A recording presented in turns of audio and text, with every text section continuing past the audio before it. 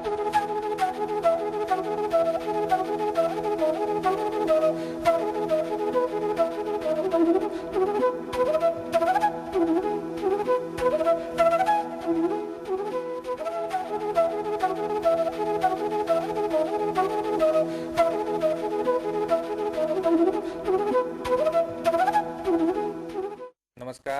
EDUSAT lecture में आप सबका स्वागत है। मित्रों, जैसा कि आप जानते हैं, हम लोग चर्चा कर रहे हैं भारतीय स्वतंत्रता संग्राम के विरासत पर। अब तक हम लोग राजनीतिक विरासत, आर्थिक विरासत पर चर्चा कर चुके हैं। आज बारी है सामाजिक और सांस्कृतिक विरासत के बारे में जानने का, और इस पर चर्चा के लिए स्टूडियो में उपस्थित हैं डॉक्टर जे एन सिन्हा, जाने माने इतिहासकार। आप इतिहास के प्रोफेसर हैं दिल्ली विश्वविद्यालय में। आपके पुस्तक साइंस, वार एंड इम्पीरियलिज्म दुनिया के विख्यात पब्लिशर ब्रिल से पब्लिश हो चुका है। आपके लेख कई न्यूज़पेपर में छपते रहते हैं और सभी मौलिक रूप से प्रेरणादायी और अनछुए पहलुओं को सामने लाता है, जिसके हम सब कायल हैं।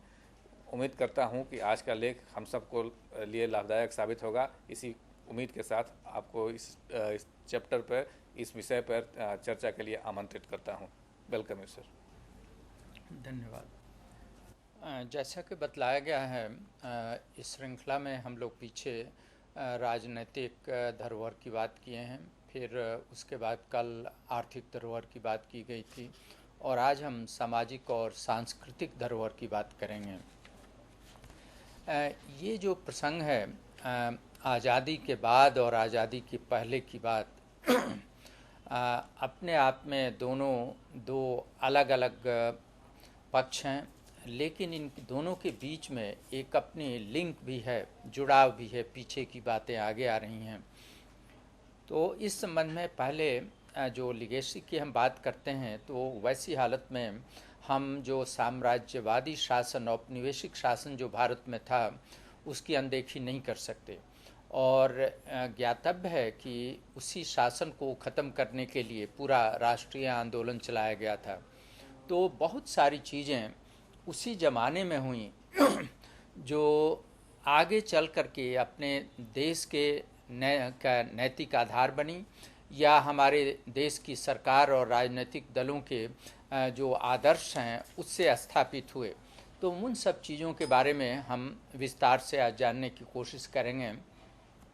पहली बात तो ये मैं बतलाऊं कि जब अंग्रेजी शासन यहाँ पर कायम हुआ था, तो स्वाभाविक तौर से वो शासन व्यवस्था विदेशी शासन थी, और उसके अपने मानदंड और उद्देश्य थे। उसमें परोपकार और परमार्थ की बात नहीं थी, वेलफेयर स्टेट नहीं था। इनिशियली वो ईस्ट इंडिया कंपनी थी, एक व्यापारी कंपनी थी, और बाद में ब्रिटिश एम्पायर का पार्ट भारत को बनाया गया। स्वाभाविक है कि भारत एक अपेंडिक्स के रूप में था, जिसका शोषण इंग्लैंड की सरकार, ब्रिटेन की सरकार के लिए किया जा रहा था। ऐसी हालत में उनके सारे तौर तरीके एक प्रजातांत्रिक तरीके से भिन्न थे। जो आज़ादी की लड़ाई शुरू हुई, तो पहली शुरुआत उन तरीकों से लड़ाई की शुरुआत थी। ऐसी बात नहीं थी कि वायसराय से कोई लड़ने जा रहा था या ब्रिटेन के क्वीन से कोई लड़ाई करने जा रहा था। जो पहली शुरुआत हुई, रोज़मर्रे के लाइफ में लोगों को जो परेशानियां हो रही थी, उसके लिए विरोध कर रहे थे लोग। ऐसे विरोध में बहुत सारी बातें आई, जिनका जिक्र मैंने पीछे भी किया है। जैसे कि लोगों पर बंधन था, सरकार के खिलाफ बोल नहीं सकते थे, आलोचना नहीं कर सकते थे, हथियार लेकर नहीं चल सकते थे। तो कहने का अर्थ ये हुआ कि इतनी सारी ये बातें, सारी बाधाएं जो कि भारतीयों के विकास में बाधा बन रही थी, राजनैतिक, सांस्कृतिक, सामाजिक विकास में बाधा बन रही थी, उनके संबंध में राष्ट्रवादी नेताओं ने अपनी एक समझ डेवलप की, और उस समझ को अलग अलग तरीके से अपने लेख से, अपने भाषण से, अपने विचारों को जिस माध्यम से वो प्रचारित कर सकें, उससे प्रस्तुत करने की कोशिश की। और इस तरीके से आज़ादी के लड़ाई के दौरान, खास करके शुरू वाले फेज में, एक ब्रिटिश रूल का एक क्रिटिक तैयार हुआ, एक आलोचनात्मक दृष्टि उभर करके आई कि ब्रिटिश गवर्नमेंट जो इंडिया में है उसमें क्या दोष है, कैसे वो भारत की प्रगति को बाधित कर रहा है, और कैसे और क्यों उसको हटाया जाना चाहिए। इस उद्देश्य से जो चीज़ें उभर करके आईं उसमें सबसे बड़ी बात राजनीतिक स्वतंत्रता की बात थी। फिर उसके बाद आर्थिक स्वतंत्रता की बात उठी, जिसकी वजह से स्वदेशी मूवमेंट, इकोनॉमिक नेशनलिज्म, ये सारी चीज़ें उभर करके आईं। उसी तरीके से ये भी देखा गया कि कैसे भारत के सांस्कृतिक ढांचे और सांस्कृतिक और सामाजिक ढांचा और उनकी परंपराओं का कैसे अंग्रेज अपने हिसाब से उसका प्रयोग कर रहे हैं, इसलिए उसका विरोध करना जरूरी था। तो इसके परिणाम ये हुए कि अंग्रेज़ों ने जो भारत का समाज एक वर्ण व्यवस्था और कहीं न कहीं कास्ट व्यवस्था पर भी आधारित था, लेकिन इस चीज़ को ख्याल करें कि ये कास्ट की जो व्यवस्था थी, जाति की व्यवस्था थी, इवन धर्म की जो व्यवस्था थी, उसमें इतनी कटुता नहीं थी जितना अंग्रेज़ों के टाइम में पैदा हो गई। 18वीं शताब्दी आप देखें, अकबर का टाइम देखें, बहुत कुछ सम्मिश्रण का टाइम है और बहुत मेल जोल का टाइम है। लेकिन जब अंग्रेज आए तो उन लोगों ने भारत को अपनी सहूलियत के लिए और अपने शासन के लिए अलग अलग तरीके से डिवाइड किया। कई बार वो डिवीज़न ऊपर से नहीं दिखता था कि कोई पॉलिसी बनाकर डिवाइड किया हो, लेकिन उनके प्रशासनिक जो मेजर्स थे, जो कदम उठाए जाते थे, उसके परिणाम ये होने ही थे, डिवीज़न होना ही था। अब हम एक उदाहरण देते हैं कि कैसे देश का बंटवारा हुआ और फिर उस बंटवारे को कैसे आज़ादी के समाज का बंटवारा हुआ और उस बंटवारे को आज़ादी के दौरान और आज़ादी के बाद कैसे हम लोग उसको पाटने की कोशिश आज भी कर रहे हैं। इसकी एक शुरुआत, वैसे तो बहुत शुरुआत को हम ढूंढ सकते हैं, लेकिन जो एक शुरुआत है वह शुरुआत है सर्वे से। सर्वे जब शुरू किया अंग्रेज़ों ने तो सर्वे कई तरीके के किए गए, सेंसस हुए, जैसे लोगों की गिनती करना, उनकी उम्र का, उनके पेशे का, उनके लोकेशन का वो रिकॉर्ड तैयार करना। उसी तरीके से उनके धर्म और जाति का भी उन लोगों ने रिकॉर्ड तैयार किया। उसी तरीके से नेचुरल रिसोर्सेज का रिकॉर्ड तैयार किया गया और आगे चल करके बजाबता एक अलग अलग डिपार्टमेंट सर्वेज के, बोटानिकल सर्वे और जियोलॉजिकल सर्वे, भांति भांति के सर्वे बनाए गए, जो कि आज भी हैं, लेकिन आज उनका उद्देश्य अलग है और उस समय उद्देश्य अलग था। मैं केवल उन प्रसंगों का जिक्र यहाँ करूँगा सर्वे के संबंध में जिससे समाज डिवाइड हुआ, यहाँ का समाज भारत का। उसमें था कि अंग्रेज़ों से आने के पहले भी यहाँ पर जातियाँ और अलग अलग धर्म के लोग थे, लेकिन ये कोई बड़ा मुद्दा नहीं था, क्योंकि खुद जो हिंदू धर्म था वो इतना व्यापक था, उसके इतने पार्ट्स थे, इतने उसके क्रीड थे कि वो डिस्टिंक्शन कर पाना मुश्किल था। तो वैसी हालत में धर्म था, अलग धर्म था मान लिया, लेकिन वो चल रहा था। ऑलमोस्ट सिखिज्म उसी का पार्ट था, जैनिज्म एक तरीके से कहिए, बुद्धिज्म कहिए, सारे पार्ट थे। लेकिन जब अंग्रेज आए तो उन्होंने सेंसस के दौरान इन सभी चीज़ों को क्लियर कराने की कोशिश की और ख़ास करके उनके मानदंड के जो तरीके थे, जो कॉलम्स बने हुए थे, उस कॉलम्स में आपको किसी न किसी एक कॉलम में फिट करना था। जैसे कि आप हिंदू हैं तो हिंदू में किस संप्रदाय के हैं, आप हिंदू हैं तो फिर आप किस जाति के हैं, किसकी पूजा करते हैं, ये सारी चीज़। कई बार ये काम अंग्रेज़ों ने फॉर्मली किया सर्वे के थ्रू, कई बार सेंसस के थ्रू, और कई बार ये इनफॉर्मली होते रहा। जैसे अंग्रेज जो विद्वान थे, यूरोपियन विद्वान थे, इसकी जांच करते थे और वो डिस्टिंक्शन पर उनका ज़्यादा ध्यान था कि कैसे अलग, जो बुद्धिस्ट है वो मेन हिंदू से कैसे अलग है, जैन है वो बुद्धिस्ट से कैसे अलग है।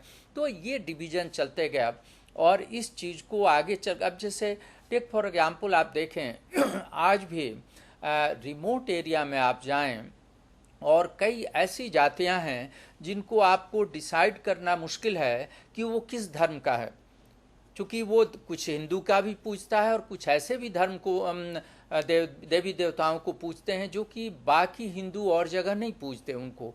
वो लोकल डाइटीज़ हैं और उनकी वो पूजा करते हैं और सब कुछ समाज सामान्य रूप से चल रहा है। लेकिन अंग्रेज इसको अलग अलग ढांचे में बंद करना चाहते थे खाने में, और इसका परिणाम ये हुआ कि अलग अलग जातियां उभर करके आईं। केवल इतना ही नहीं, एक और भी अंग्रेज़ों ने ऑब्जर्वेशन किया कि कौन जाति का कैरेक्टर क्या है। जैसे ब्राह्मण है, राजपूत है, फिर शूद्र हैं। शूद्र में भी अलग अलग हैं, तो कैसे? तो इसमें तो बहुत सारे डिस्टिंक्शन किए, लेकिन हम जिस तरफ आपका ध्यान आकृष्ट करना चाहते हैं कि अंग्रेजों ने कुछ जातियों को तो मार्शल कहा, कि मार्शल जाति हैं मतलब बहादुर हैं ये, और कहीं ना कहीं उनको उनकी बहादुरी को अपनी फ़ौज के लिए एक्सप्लॉयट करने की कोशिश की उन लोगों ने, कि उनको इनकरेज किया कि आप फ़ौज में आएँ, और उनको भी सम्मान फील होता था और फ़ौज में जाते थे। लेकिन उल्टी दूसरी तरफ जो प्रॉब्लम वाली बात उन लोगों ने की कि कई जातियों को उन लोगों ने ये कहा कि क्रिमिनल ट्राइब्स हैं ये माने इनके संस्कार में है कि ये क्राइम करेंगे। अभी ये जो बात थी अपने आप में बड़ी खराब बात थी। क्राइम तो किसी भी जाति का आदमी कर सकता है, हो सकता है कहीं गरीबी का लेवल ज़्यादा हो तो उसमें क्राइम की बात ज़्यादा हो सकती है, लेकिन ये गरीबी का लेवल यदि ज़्यादा हो तो ये तो किसी भी जाति में हो सकता है। लेकिन अंग्रेज़ों ने खास करके इस तरह के जातियों को क्रिमिनल ट्राइब करके कहा, और इस तरीके से खुद भारतीय जो समाज था, हिंदू समाज या गैर हिंदू समाज, उसमें जातियों का अलग अलग हायरार्की बनती हुई दिखाई दी। और नेचुरली जो जिनको ये कहते थे कि मार्शल हैं, या ब्राह्मण को कहते थे कि ये बुद्धिमान हैं, ये पढ़ने वाले हैं, तो धीरे धीरे सेंस ऑफ सुपीरियरिटी उनकी बढ़ती गई, और जिनको कहा कि ये क्रिमिनल हैं वो उनके प्रति लोगों का दुराव होते गया, या खुद वो अपने को इन्फीरियर फील करते थे। तो सर्वे जो कि अपेरेंटली ये लगता है कि ये साइंटिफिक एंड टेक्निकल या एटमोस्ट इकोनॉमिक अफेयर है, वो कहीं न कहीं समाज को डिवाइड करने में कार्यरत था। ये ज़रूरत उनको ये अंग्रेज़ों को इसलिए पड़ी कि अंग्रेज भारतीय समाज को पूरी तरह से ग्रास रूट लेवल तक जानना चाहते थे, ताकि उसके संस्कार और स्वभाव को जान करके उस समाज को कंट्रोल कर सकें। तो उनकी जो प्रशासनिक गतिविधि थी उसने हमारे समाज को काफ़ी प्रभावित किया, उसको डिवाइड किया। सो मच सो कि 1909 आते आते उन लोगों ने बाज़ाब्ता कानून बना करके कॉम्युनल फ्रेंचाइज की बात की, कि भारत में कुछ धर्म वालों को अलग से उनको अधिकार होगा अपने चुनाव करने का, रिप्रेजेंटेटिव का चुनाव करने का। और इस तरीके से हिंदू और मुस्लिम को डिवाइड किया पहले, उसके बाद 1919 आते आते फिर कानून बने, और इस समय के आते आते उन लोगों ने सिखों को भी अलग किया। जबकि सिख उस समय भी और कुछ हद तक आज भी हिंदू धर्म से बहुत अलग नहीं है। उनके संस्कार देखें, उनके कई जगह रिलेशंस देखें, हिंदू में भी रिलेशन है और सिख में भी रिलेशन है, दोनों आपस में रिलेशन है, और उसमें कोई ऐसा बिटरनेस की बात नहीं थी। लेकिन अंग्रेज़ों ने जो ये डिवीज़न किया, इसकी वजह से कहीं ना कहीं एक कॉम्युनल हार्मोनी जो है वो डिस्टर्ब होती रही। यही कारण है कि जब स्वतंत्रता संग्राम छिड़ा तो पहले सबसे पहली बात जो देश के नेताओं के दिमाग में आई वो था कि खुद अपने समाज को खंडित होने से बचाना और समाज को एकजुट करना, और तब उस एकजुट को करके तभी वो अंग्रेज़ों के साथ स्वतंत्रता की लड़ाई लड़ सकते थे। और यही कारण है कि शुरू से ही समाज का जो एक तो एम्पावरमेंट था और दूसरा डिवीज़न को ख़त्म करना था। एम्पावरमेंट का अर्थ था कि गरीबी को ख़त्म की जाए, इन जनरल सबकी गरीबी को, लोगों को पढ़ाया जाए। समाज में खास करके कुछ वर्ग हैं जैसे औरतें हैं वो बहुत कुछ सब्जुगेटेड थी, अपने फैमिली के अंदर भी सब्जुगेटेड थी, डाउन ट्रॉडन थी, तो उनको उठाया जाए। तो इस तरीके से 19वीं शताब्दी के जितने सुधार आंदोलन हुए उन सभी आंदोलनों ने इन सब मुद्दों को एड्रेस किया, और उसके अच्छे परिणाम भी हुए। बंगाल से लेकर राजा राम मोहन राय का लेकर के, और महाराष्ट्र प्रार्थना सभा और दूसरे विडो रीमैरेज, पर्दा सिस्टम, इसको हटाने के लिए चाइल्ड इन्फेंटिसाइड, ये सारी चीज़ों को ठीक करने की बात की गई उस समय। क्योंकि जो नेता थे, राष्ट्रीय नेता थे, वो ये समझते थे कि जब तक देश में यूनिटी नहीं आएगी हम लड़ाई नहीं कर सकते अंग्रेज़ों से, इसलिए ये प्रयत्न चलते रहा।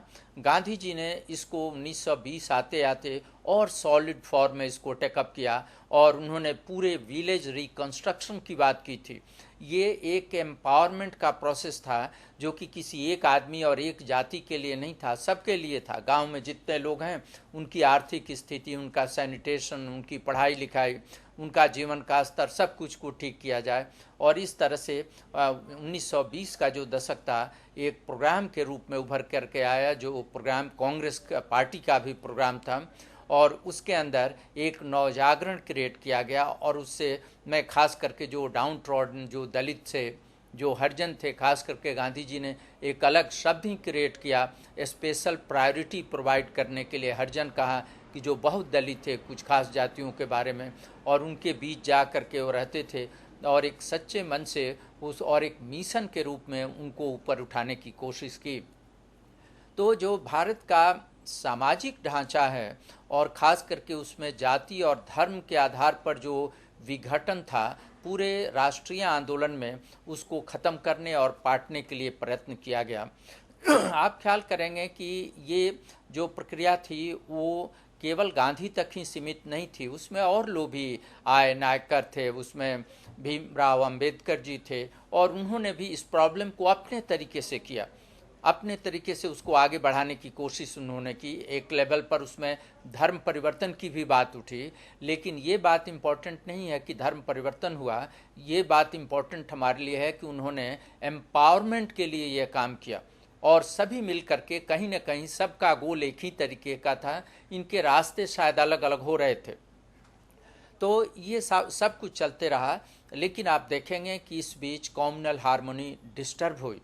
कॉम्युनल हार्मनी डिस्टर्ब करने में यदि कोई एक कारण माने तो सबसे बड़ा कारण था कि ब्रिटिश उसको कहीं न कहीं प्रवोक कर रहे थे, कॉम्युनल हार्मनी को ख़त्म कर रहे थे, और इसके लिए तत्कालीन परिस्थितियों ने कुछ ऐसा सिचुएशन क्रिएट किया, खास करके 19th सेंचुरी के लास्ट पार्ट में कुछ जो सामाजिक सुधार आंदोलन थे उसमें आपस में क्लैशेस शुरू हुए, लेकिन वह भी छब्बे था, उतने तक चीज़ें सेटल हो सकती थी।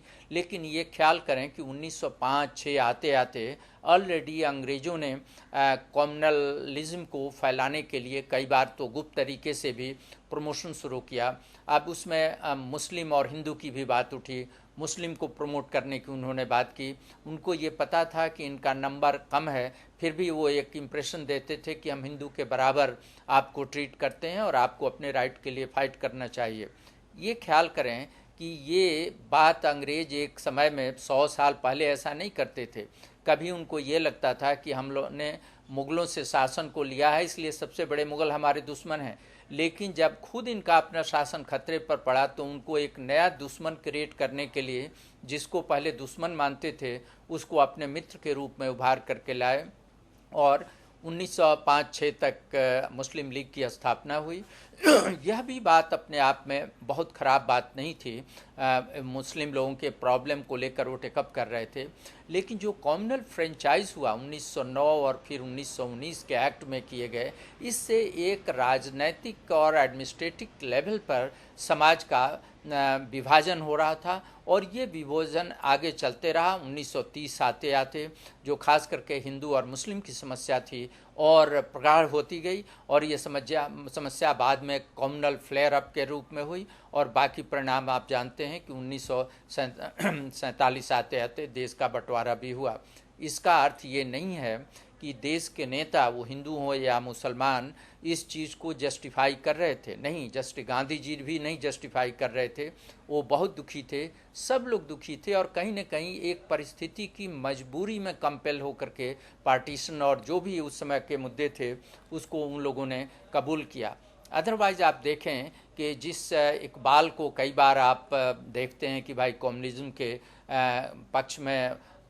के पक्ष में वो भी थे, तो उनकी जो गीत है सारे जहां से अच्छा, वो यदि नहीं किसी को बताया जाए तो कोई कह ही नहीं सकता कि उस तरीके का कोई वह आदमी कहीं कम्युनलिज्म की बात कर सकता है। उससे बढ़ कर के राष्ट्रीय गाना लिख पाना आसान काम नहीं है।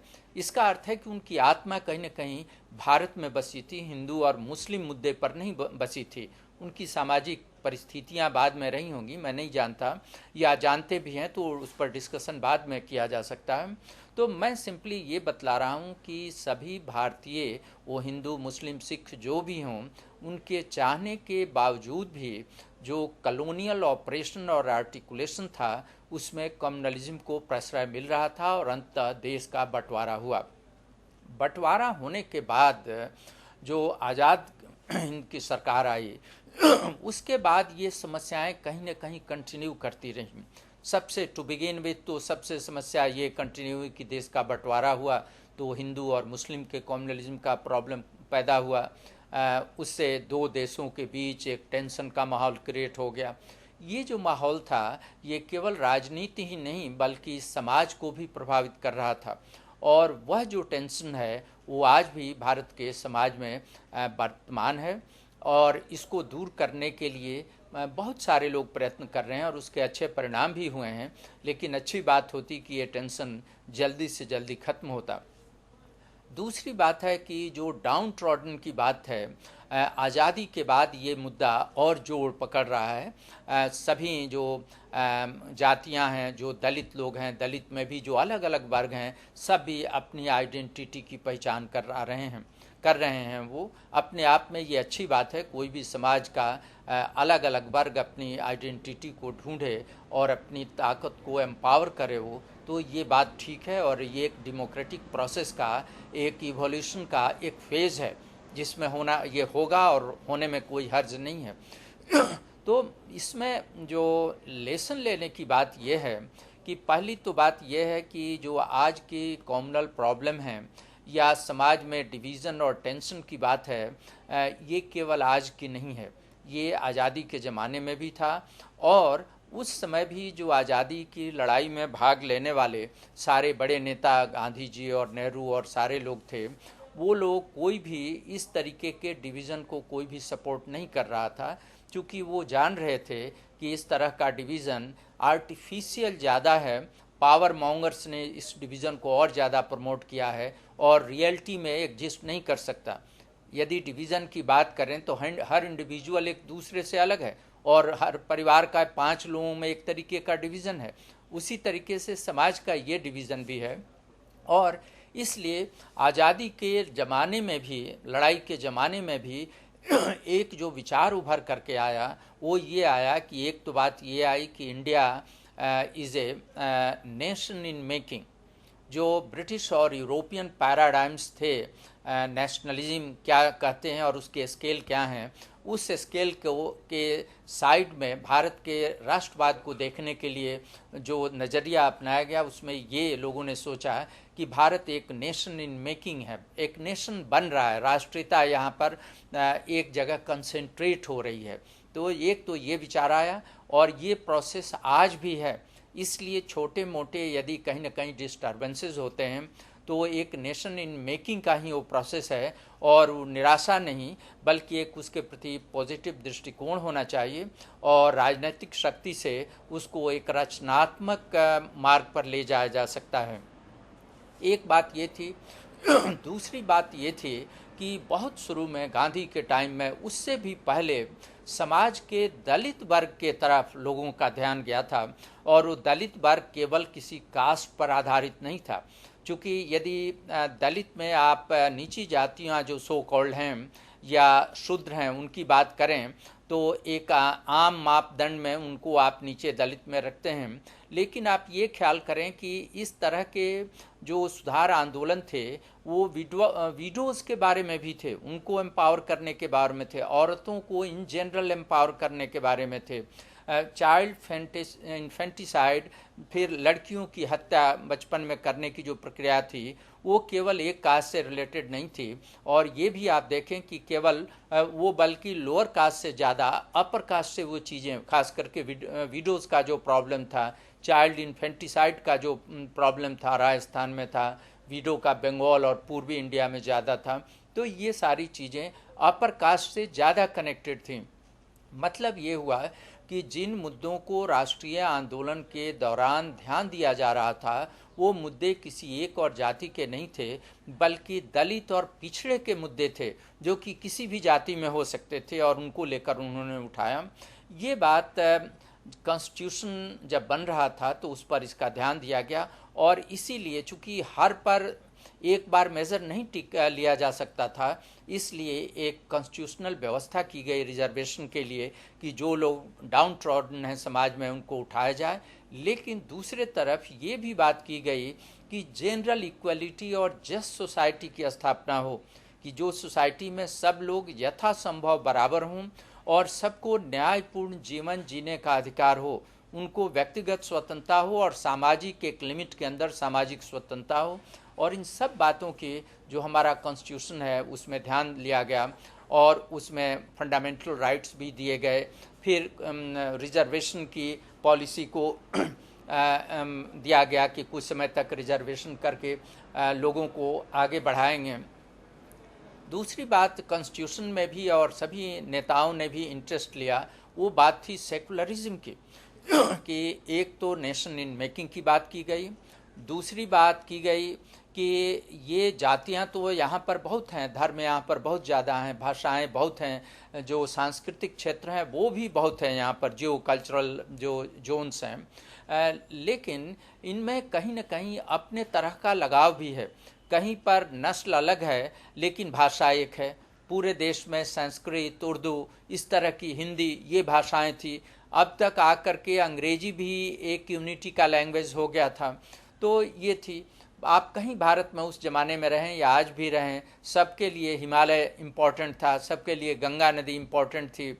मज़ार, कई मज़ार थे जिसको हिंदू और मुस्लिम दोनों पूजते थे, तब भी पूजते थे, आज भी पूजते हैं। सूफियों की मज़ार की बात मैं कर रहा हूँ।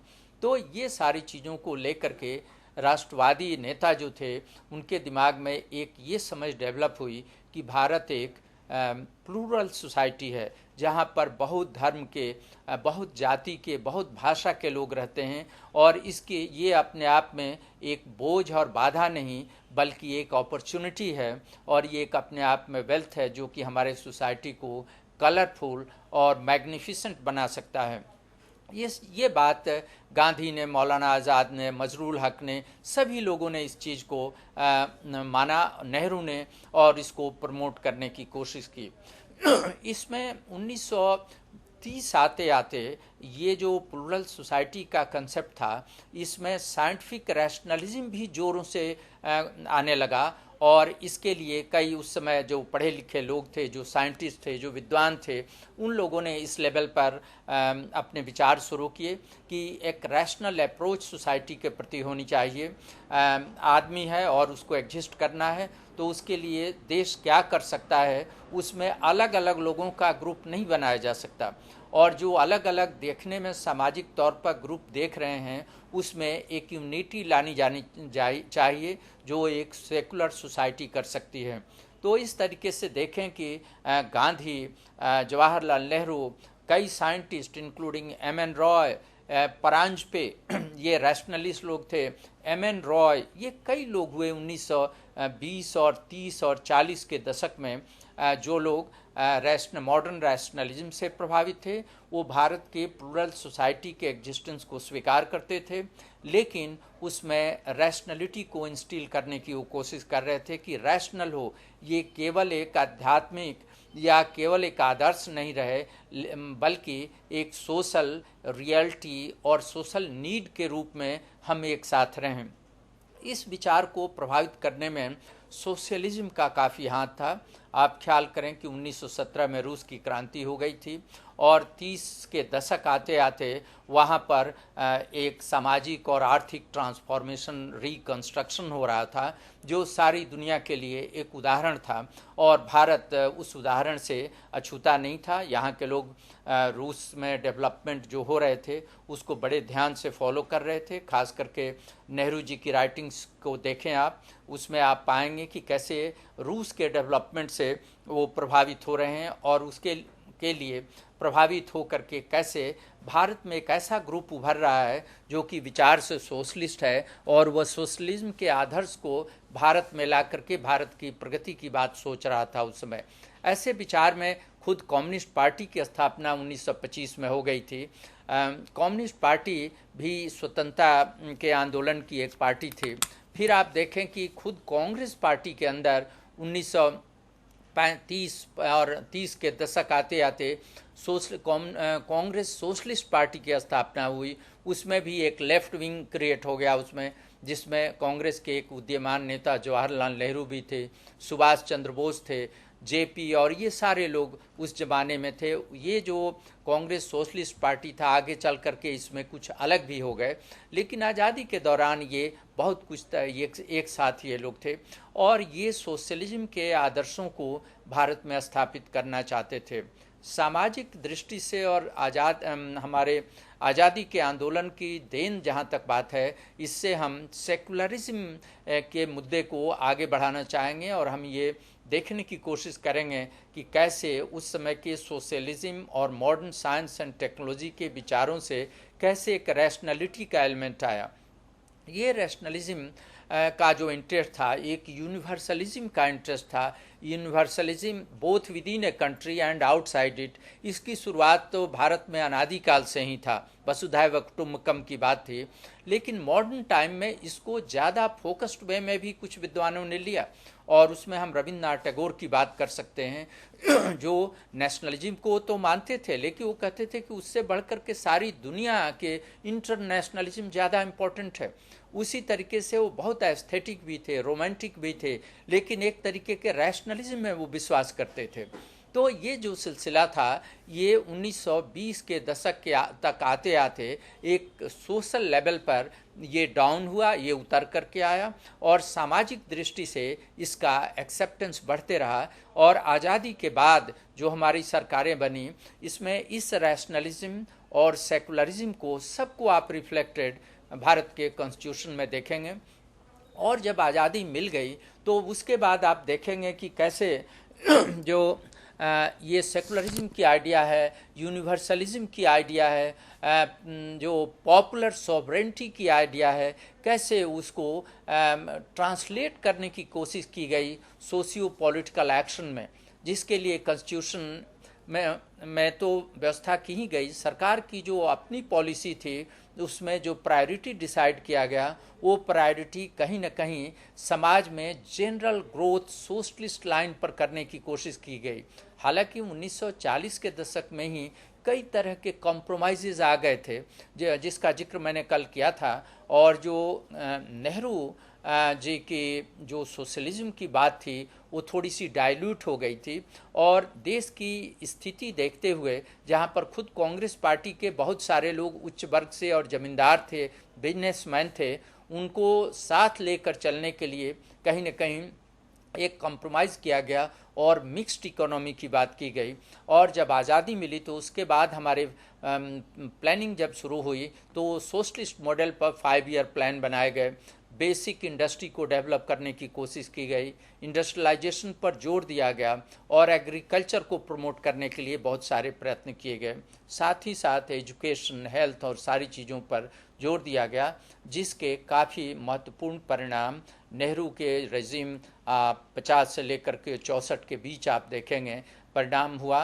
और जो आंतरिक तौर पर विकास हो रहे थे उससे देश को शक्ति मिली और इंडिया इंटरनेशनल लेवल पर नॉन अलाइनमेंट के मूवमेंट में अपने पैर पर खड़ा होने की कोशिश कर रहा था। तो ये जो अंतर्राष्ट्रीय ताकत उसको मिली, उस ताकत से समाज में स्टेबिलिटी आई भारत में, और जो नेहरूबियन जो मॉडल ऑफ प्रोग्रेस था जिसमें पीसी मालनोविस और दूसरे लोगों के भी कंट्रीब्यूशन थे, एक सामाजिक उत्थान की बहुत सारी बातें की गई। उसमें एक बहुत इम्पॉर्टेंट योजना चलाई गई कम्युनिटी डेवलपमेंट की।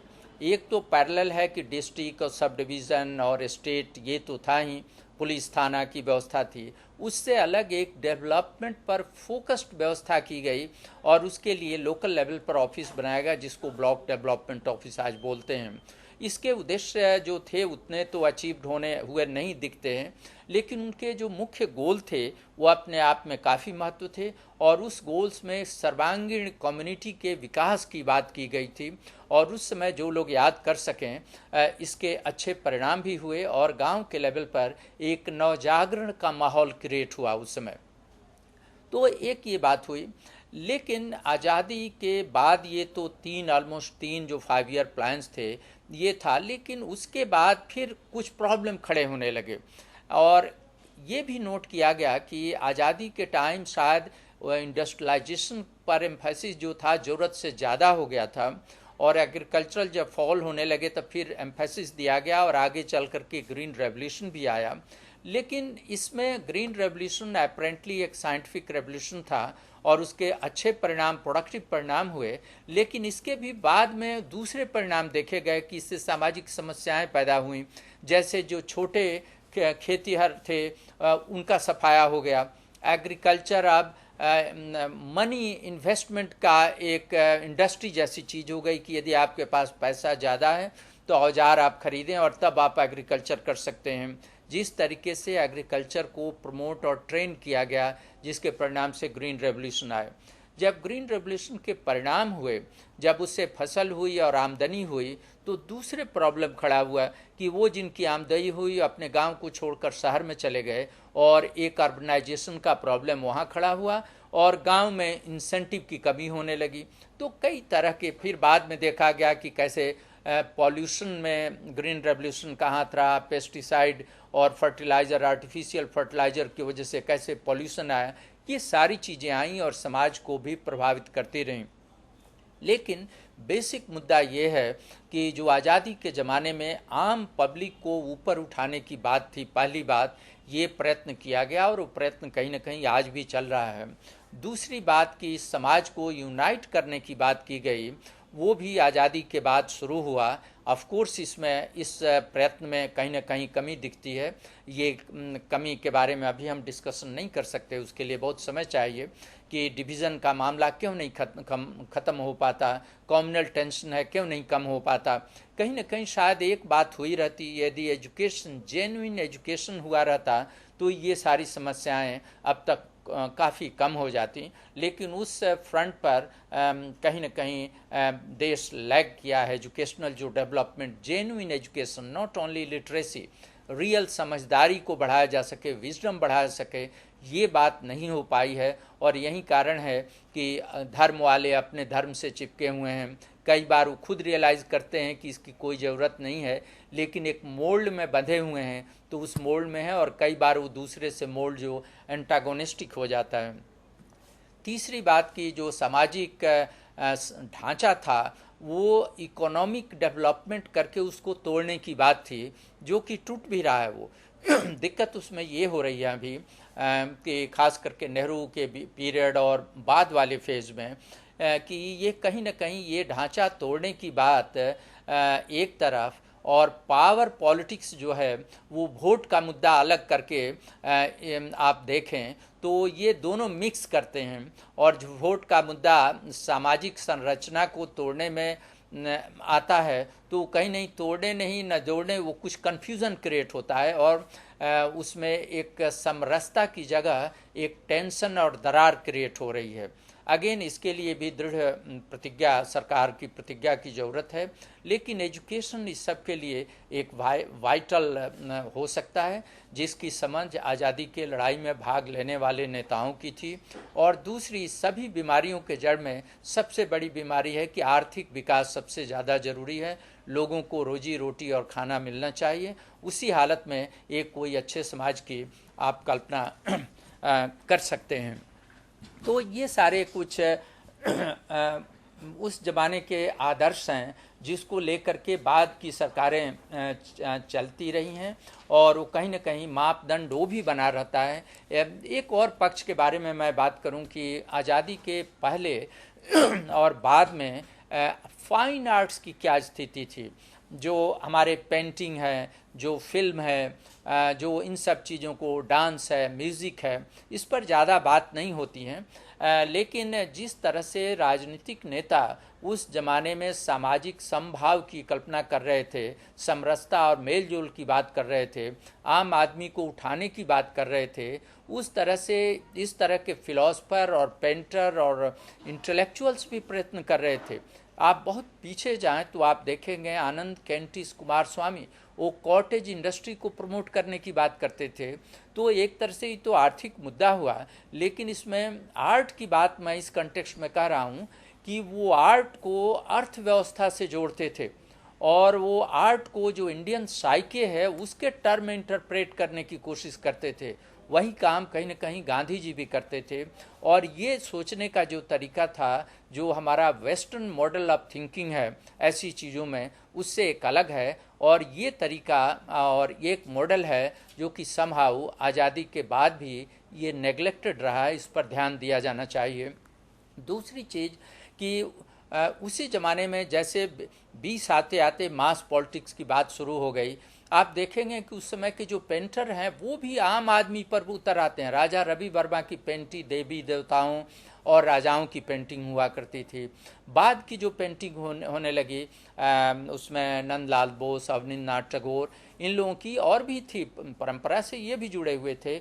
लेकिन ये एक कारीगर का जिक्र कर रहे हैं, एक मजदूर का की पेंटिंग बना रहे हैं, एक कोई चालक है, धावक है, सामान ले जाना, पोर्टर है, एक कारीगर है, कैसे काम कर रहा है उसकी पेंटिंग बनाती। ये कहीं ना कहीं रिफ्लेक्शन था कि उनकी भी दृष्टि उस आदमी की तरफ जा रही है जो कि रोज़मर्रे की एक गरीबी और बहुत मेहनत का ज़िंदगी जी रहा है। तीसरी बात कि ये केवल सामाजिक रियलिटी को डिपिक्ट करने की बात नहीं है, बल्कि आप ये कहें कि ये पहले का जो आर्ट रिलीजन से जुड़ा हुआ था उससे हटकर सेकुलरिज्म की तरफ का ट्रेंड था। और इसीलिए आप देखेंगे कि इस मामले में कुछ सेंस में आज़ादी के बाद बेटर रहा है कि जो रिलीजियस एस्पेक्ट हैं धीरे धीरे हटते गए हैं और बाद की पेंटिंग ज़्यादा सेकुलर हुई है। इस कंटेक्स्ट में ये अच्छी बात है। MM हुसैन और दूसरे लोगों की जो पेंटिंग है, तायब जी की पेंटिंग है और MM हुसैन की पेंटिंग है, उसमें सेकुलरिज्म के काफ़ी एलिमेंट है। उसी तरीके से ब्रीफली थोड़ा सा उस ज़माने की और बाद की फिल्मों के बारे में।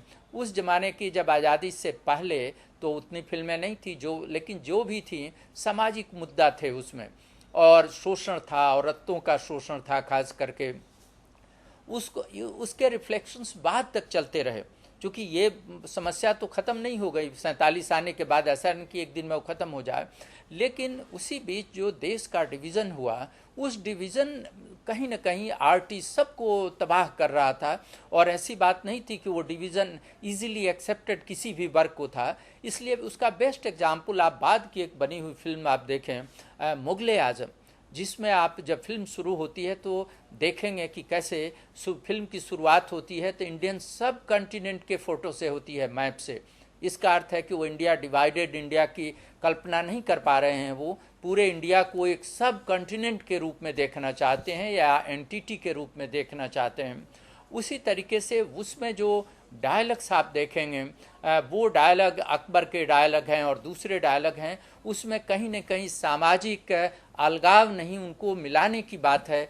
फिल्म के पूरे प्लॉट को आप देखें, ऑलमोस्ट उसी तरह की बात ये हो रही है जो कि उसी पीरियड में खुद नेहरू जी देश को इंटीग्रेट करने की कोशिश कर रहे हैं, रैशनलिटी लाने की कोशिश कर रहे हैं।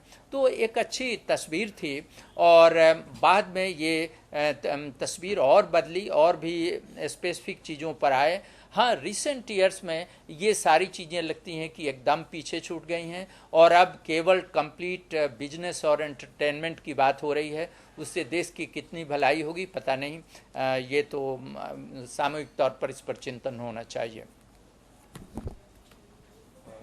चिंतन बात सही है, लेकिन क्या समाज और सांस्कृतिक जो विरासत हम लोग देख रहे हैं, क्या अगर आज़ादी की लड़ाई नहीं होती, क्योंकि समाज और संस्कृति एक निरंतर इवॉल्विंग प्रोसेस है, तो क्या उसका दिशा अलग होता जो आज हम लोग देख रहे हैं? नहीं, अलग तो इस कंडीशन में होता है कि यदि आज़ादी की लड़ाई नहीं होती तो उस समय किसकी सरकार रहती उसकी। यदि इंडियन सरकार रहती तो अपने तरह का पॉजिटिव डेवलपमेंट हो सकता था, लेकिन यदि आज़ादी की लड़ाई नहीं होती और सरकार विदेशी ही रहती तो और गुलाम हो जाते। ये जो भी प्रगति देख रहे हैं, प्रगति होने की कोई गुंजाइश नहीं है, और बल्कि कम्प्लीटली जो इंडिजेनस कल्चर था वो ख़त्म हो जाता कुछ दिन के बाद। ये होता। एक इतिहासकार के रूप में आप कैसे देखते हैं कि आज सत्ता विशेष माध्यम है समाज में परिवर्तन के लिए, या समाज ही सत्ता में भी परिवर्तन का कारण बनती है या साधक बनता है? नहीं, जो सत्ता है वो तो हमेशा ही पावरफुल है। चूँकि सत्ता के पास ताकत है, उसके पास वैचारिक ताकत भी है, और उस विचार को और पॉलिसी को लागू करने के लिए उसके पास पुलिस तंत्र से लेकर ब्यूरोक्रेसी और आर्मी सब कुछ है। इसलिए सत्ता तो हमेशा इम्पोर्टेंट रहेगा। अब ये ज़रूर है कि ये देखना है कि कौन किस पर हावी है। यदि समाज बहुत एनलाइटेंड हो तो वो हावी हो सकता है सत्ता पर, और सत्ता को अपने डिसिप्लिन में रख सकता है, उनको रहना पड़ेगा डिसिप्लिन में। लेकिन समाज यदि इलिटरेट है तो उस हालत में तो सत्ता हमेशा हावी रहेगा। इसके लिए जस्ट आपको हम एक एग्जाम्पल दें कि कुछ डॉक्यूमेंट मिला है। कैथरीन द ग्रेट, ये थी रूस की एक रानी थी जो कि एनलाइटेंड भी मानी जाती हैं और कुछ उस ज़माने के हिसाब से, और उन्होंने सुधार भी किया। तो बार बार एजुकेशन की वो बात गवर्नर्स को लिखती थी कि एजुकेशन को प्रमोट करो। तो एक गवर्नर ने उसमें से डेयर किया, उसने पूछा कि मैम आप हमेशा ये इंस्ट्रक्शन भेजती हैं कि एजुकेशन प्रमोट करो, लेकिन उसके बाद आप पूछती नहीं कि फॉलो अप क्या हुआ। तो क्वीन ने ये उसको लिख कर भेजा कि तुम मूर्ख हो, ये मेरा पब्लिक जेस्चर है। पब्लिक को दिखाने के लिए हम कहते हैं कि सबको पढ़ाओ, जनता का पढ़ना बहुत ज़रूरी है, लेकिन तुम खुद देखो यदि जनता खुद इंटेलिजेंट और पढ़ी लिखी हो जाए तो ना तुम रहोगे ना हम रहेंगे। इसलिए हमको लेटर लिखने दो और तुम चुपचाप बैठे रहो अपना। तो ये कि प्रॉब्लम है समाज में। अब इसका सॉल्यूशन क्या होगा लिबरल डेमोक्रेसी में? मुझे तो एजुकेशन ही लगता है, चूँकि दूसरा है रेवोल्यूशन है, रेवोल्यूशन के भी अपने दोष हैं। रेवोल्यूशन से नई सरकारें आती हैं, कम्युनिस्ट सरकारें रसा और चाइना में आई, लेकिन वहाँ भी अपने टाइप का करप्शन फैलता है। तो एक enlightened democracy with best quality of education की व्यवस्था होनी चाहिए, उसी से मानवता की भलाई की उम्मीद की जा सकती है, मुझे लगता है। तो ये जो दिखावा करने का अभी जो प्रवृत्ति आया या किंग या क्वीन जो इस तरह के कर रहे हैं, तो must they have notice something changes which is occurring under current of the society, only then they. जी चूँकि इसका अर्थ ये हुआ कि समाज चाहता है एनलाइटेंड होना, समाज की क्यूरियोसिटी है। कोई भी समाज इनर्ट नहीं है, वो ऐसा नहीं है कि समाज सोया हुआ है। हर समाज में हर जगह जीनियस तो है ही। एवरेज आदमी भी एवरेज इंटेलिजेंस है, अपनी जीवन की कला वो जानता है, जीवन के तरीके ढूंढता है, तो वो तो एनलाइटेंड होना चाहता है। और इसीलिए कंपल्सन में कई आप देखेंगे कि सरकार तो अब कई बिल की आजकल बात चल रही है, उसमें एक तरफ देख रहे हैं कि पब्लिक डिमांड है, उसमें सरकार के लिए टाल पाना आसान काम नहीं हो रहा है। वो जो पूछ रहे हैं कि सरकार, जनता की जागरूकता तो रहती है, जनता हमेशा चाहती है, लेकिन जनता ज़्यादा जागरूक हो तो सरकार को और कंपेल कर सकती है कि और प्रॉपर और चेंजिंग कानून, एप्रोप्रिएट कानून बने और पॉलिसी का परिवर्तन हो ताकि समाज का विकास हो सके। तो डायनामिज्म ऑफ जो गवर्नेंस है जी and dynamism of politics, they are antagonistic to each other.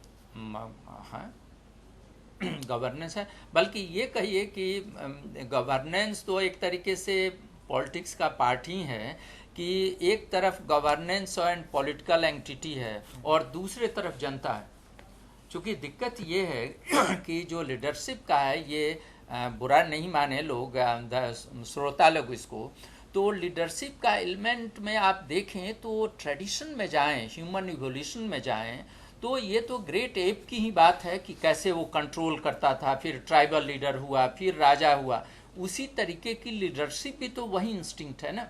ये जरूर है कि जो लीडर है उसमें अपनी तरह की कैपेसिटी है, लेकिन उस जमाने के मिडिवल और प्रिमिटिव लीडरशिप से आज में परिवर्तन इसलिए आना चाहिए कि उस एनर्जी और उस ताकत का प्रयोग लीडरशिप एक अच्छे काम के लिए करे जिसमें कोएग्जिस्टेंस हो पाए और सबकी भलाई हो पाए। अदरवाइज उस समय भी लीडरशिप थी, उसकी ताकत थी, लेकिन उसमें लीडरशिप की अपनी जान भी खतरे में थी। कभी भी लीडर मर सकता था, फ्यूडल लॉर्ड को दूसरे अटैक कर सकते थे।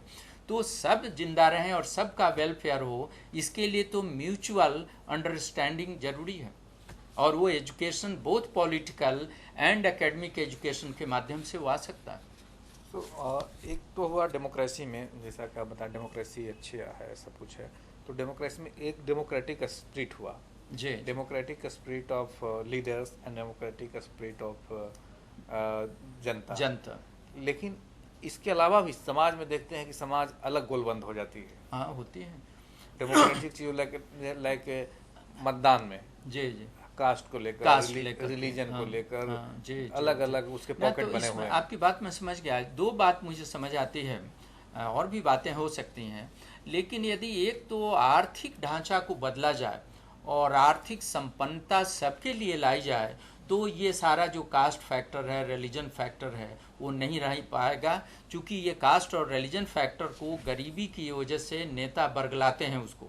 वो नेता का अर्थ केवल पॉलिटिकल नेता ही नहीं, वो किसी फील्ड के नेता हो सकते हैं, वो इंडस्ट्रियलिस्ट भी हो सकता है, लोकल पब्लिक भी हो सकता है। ये तो ठीक है, लेकिन नेता तो उस चुनाव के बाद ही बनते हैं। हाँ, जब जनता मतदान कर दे, जनता, लेकिन जनता जब मतदान करने जाती है तो वो देखते हैं कि कास्ट हमारा को वोट देती है, कास्ट का इक्वेशन बरकरार रहे, इसलिए वो डोमिनेंस देती बरकरार है रहे। कि उसका लड़का अनएम्प्लॉयड है, वो खुद अनएम्प्लॉयड है, उसको ये उम्मीद रहती है कि अपने कास्ट वाले को देंगे तो हमको नौकरी दे देगा, हमको कहीं ना कहीं कॉन्ट्रैक्ट दे देगा, कोई फायदा देगा। तो उसमें बेसिक अपनी इकोनॉमिक इंस्टेबिलिटी एंड जो पॉवर्टी है वो एक फैक्टर है। दूसरी चीज़ की एक फैसिनेशन है अपने कास्ट, अपने ब्लड के लिए। इसको तो एजुकेशन से दूर किया जा सकता है, प्रॉपर एजुकेशन से, कि सब ह्यूमन बीइंग एक जैसे हैं। कलर हो सकता है, ब्लड एफिनिटी भी हो सकती है, लेकिन सोसाइटी में फंक्शनिंग के लिए उसकी उतनी ज़रूरत नहीं है। जैसे यूरोप में कास्ट सिस्टम नहीं है, वहाँ दूसरे प्रॉब्लम है, लेकिन वहाँ कास्ट सिस्टम नहीं है और सोसाइटी जी रही है, अच्छी तरह से जी रही है। जहाँ तक एजुकेशन की हम लोग बात करते हैं या जी। लिटरेसी की बात करते हैं जी तो चुनाव का जैसे दिल्ली में हुआ जी तो यहाँ परसेंटेज कम क्यों रह जाता है, फिर उधर बढ़ जाता है? जब education is elixir for all the evils, जी जी तो उसमें परसेंटेज ऑफ वोटिंग जी जी देखते तो कम होता है, ऐसा क्यों? जी जी ये बात सोचने वाली है कि जो आप कह रहे हैं इसके हिसाब से दिल्ली में तो पढ़े लिखे लोग हैं, लेकिन वो क्यों वोट नहीं देते, ये बात है। अब इसमें जेन्युइन और इनजेन्युइन एजुकेशन की बात यहाँ उठती है कि ये केवल लिटरेसी हुई है, कोई एमए और बीए पास किया है, उस आधार पर उसको नौकरी मिली है, रियली एजुकेशन से वो एनलाइटेंड हुआ कि नहीं, ये बात डाउटफुल है, नंबर वन। नंबर टू, कई सामाजिक प्रॉब्लम, रोजमर्रे की जो ड्रजरी है, आदमी कहीं ना कहीं उससे इतना परेशान है कि हर चीज़ के प्रति इनडिफरेंट है।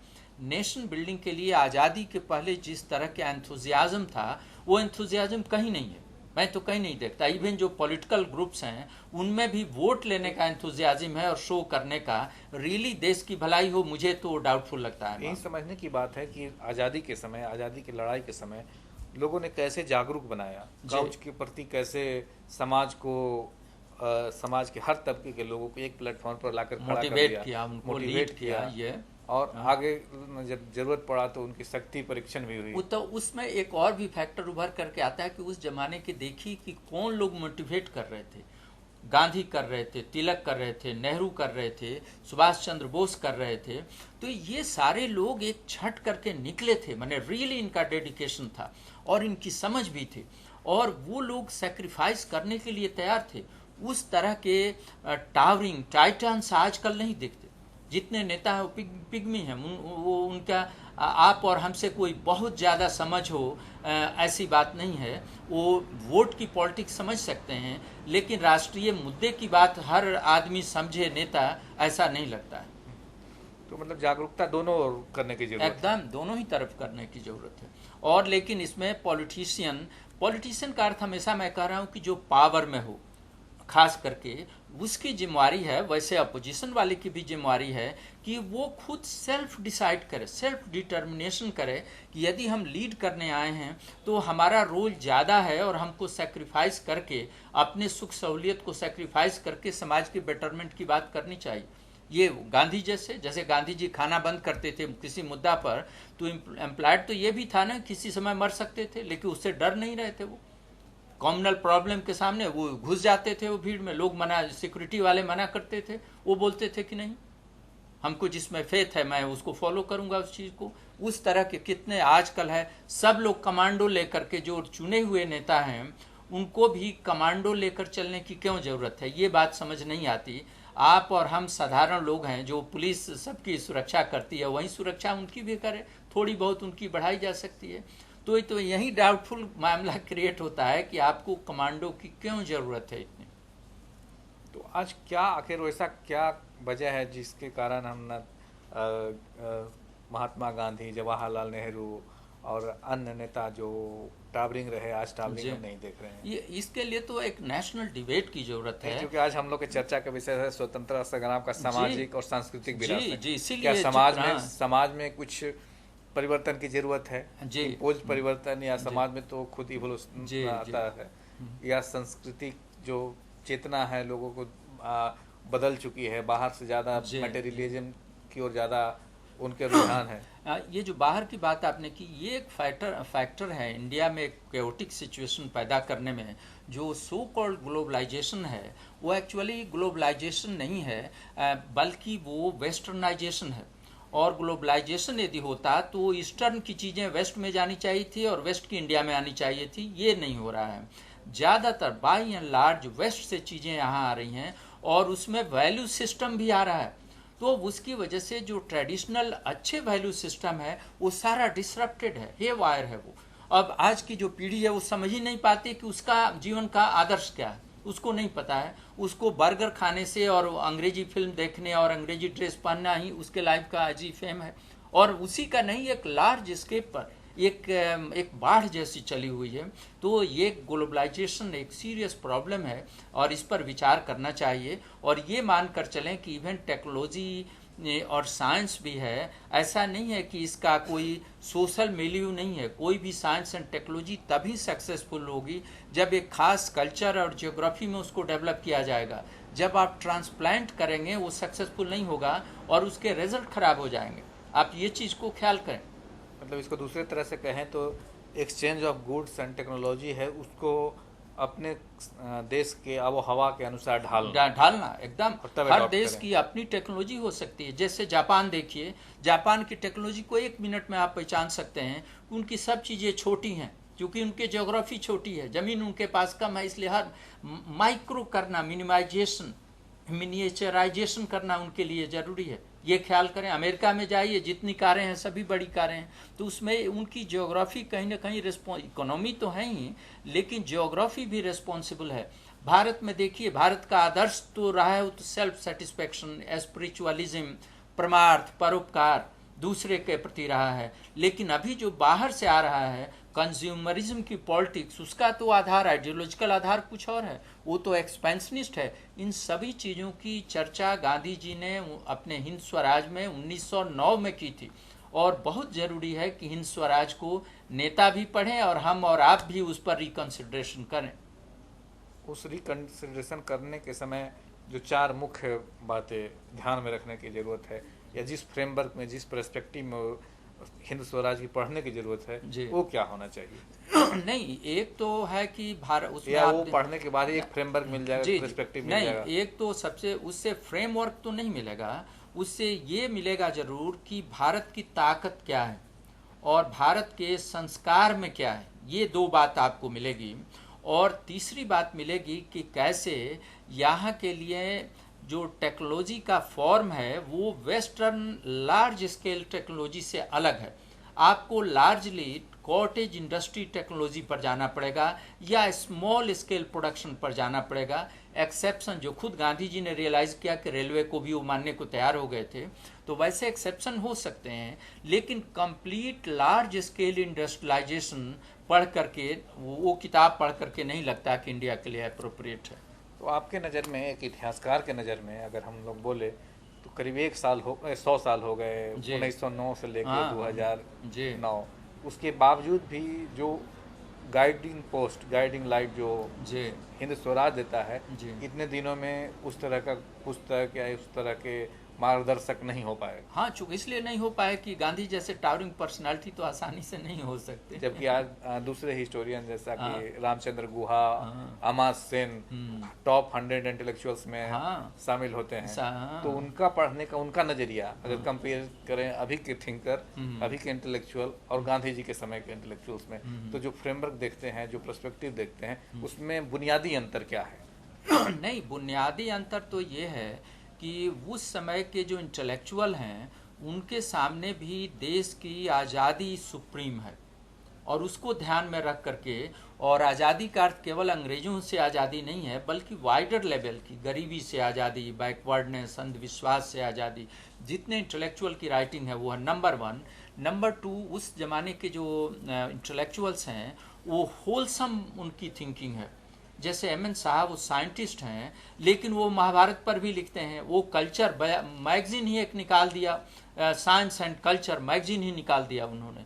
तो इनकी इतनी वाइड थिंकिंग है। आज़ादी के बाद के कोई भी साइंटिस्ट उस तरीके का वाइड स्पेक्ट्रम नहीं है। वैसे ही जैसे कोई पॉलिटिशियन भी दूसरे मुद्दे पर कुछ एक्चुअली सामाजिक मुद्दे पर भी कितनी किताबें आ रही हैं, आप देखिए पॉलिटिशियन की लिखी हुई, उसको फुर्सत नहीं है, पावर मॉन्गरिंग से फुर्सत कहाँ है उसको, वो लिख नहीं सकता।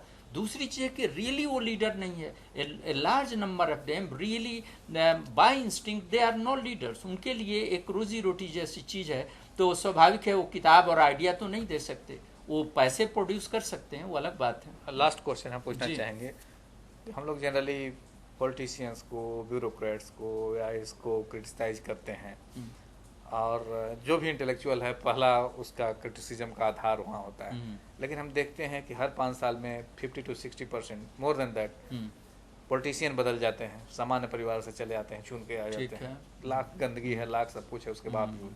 उसी तरह हर साल जो यूपीएससी का एग्ज़ाम होता है या public service commission, state public service commission का एग्ज़ाम होता है, उसमें भी 60 to 70% सामान्य घर से जो लोग रहते हैं, बच्चे हैं, वो क्वालिफाई करते हैं। तो एक ये फेनोमेना है, तो एक इसका आधार है। लेकिन फिर भी वो जब जिस दिन इंटर कर जाते हैं उनका भी बिहेवियर इसी तरह का होता है। इसको एक इतिहासकार किस तरह इतिहासकार तो इसी रूप में उसको देखेगा कि एक जो जीवन और राष्ट्र का जो मूल्य एक बना हुआ है, अनफॉर्चुनेटली वो मूल्य ही आजकल गड़ब है। मूल्य क्या है कि भाई पैसा है तो सब कुछ है, और उस बैगन में वो शामिल होता है वो। और लास्टली हमारी तरफ से मैं ये कहूँगा, पॉलिटिशियन की शिकायत हम लोगों ने की, लेकिन इंटेलेक्चुअल भी कम रिस्पॉन्सिबल नहीं है, आप और हम भी कम नहीं रिस्पॉन्सिबल हैं। और बहुत ज़रूरी है कि एक नेशनल इंटेलेक्चुअल अवेकनिंग हो देश में। वो केवल राजनीतिज्ञ की जिम्मेवारी नहीं है, बल्कि इंटेलेक्चुअल्स की जिम्मेवारी ज़्यादा है, और वो लोग लिखें, विचार व्यक्त करें, भाषण दें, और आंदोलन वैसे ही चलाएं जो कि 19वीं सेंचुरी की अवेकनिंग चली थी, स्वदेशी मूवमेंट चला था, गांधी का आंदोलन चला था, वैसे आंदोलन की शुरुआत होनी चाहिए। कहने का मतलब साफ है कि केवल राजनीति में जाना सोल्यूशन नहीं है, बल्कि एकदम विचार के नेता भी होना जरूरी है। एकदम वैचारिक क्रांति आना, वैचारिक क्रांति होना चाहिए, वैचारिक आंदोलन होना चाहिए, ओपिनियन लीडर होना चाहिए। सो मित्रों, जैसा कि आपने देखा 3 लेक्चर में हम लोग भारतीय स्वतंत्रता संग्राम के कई रूप देखें, ऐतिहासिक, राजनीतिक, आर्थिक, सामाजिक, सांस्कृतिक, और सब में देखते हैं कि कहीं न कहीं कुछ मूल्य की बात होती है, और उसी मूल्य को, उसी आदर्श के रूप में जनता भी स्वीकार करती है और उसको आगे बढ़ाती है। और यहाँ तक कि आज 67 साल होने के बाद भी जनता उस आदर्शों के पीछे और उस मूल्यों के प्रति आकर्षित होता है। तो आज भी ज़रूरत है कि उस मूल्यों को हम रखें, और नए मूल्य जो आधुनिक समाज में,